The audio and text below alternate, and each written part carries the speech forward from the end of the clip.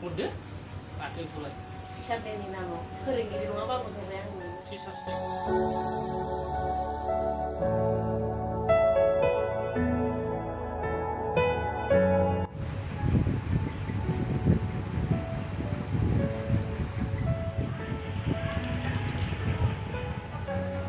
बे मा बिलाय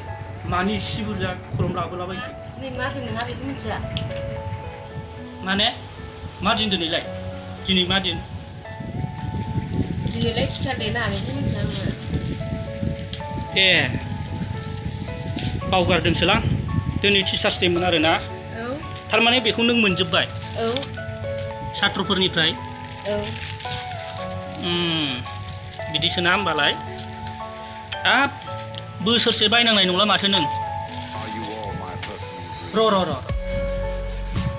माने बावलायलांब्ला नों बबे स्कुलाव खामानि मावोमोनलाय बबे स्कुलाव फोरोंगिरि मावोमोनलाय नों ए बेखौ बावलायबाय नोंहा बे सराइबिल इउ एन एकाडेमियालाय माथो ए इउ एन एकाडेमियाव ना औ है दखानावहाय सासे कास्टमारजों गेंग्रें गुंग्रें जालायनानैनो रागा जोंनानै दिनै न'आवनो थाब फैबाय आङो ओरैबायदि रागा जोंनानै थाब फैबाय आङो माल फानबाय सिंगेल मोनसेनि दामा जेराव 200 थाखा बेखौ 100 थाखानि बिबाय थायो बेयावखि आङो 100 थाखानि हरनो हायो राग जोंनानै दखानखौनो फांनानै ब्लद फैबाय आं बेनि टेनसनजोंनो नों दिनैदि टिचार्स डे आंनि हिन्जावादि मास्टार सासे दिनै टिचार्स डेआव कलम बायदिसिना मोनबोदों बेखौनो बावलायलायबाय आङो से दे हामथारबाय दे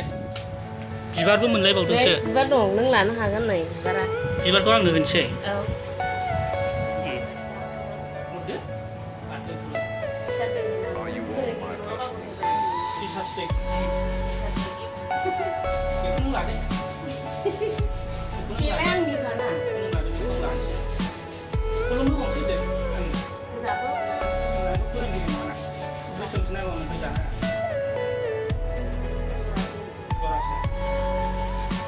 आरो जोब्बा बिनो मोनला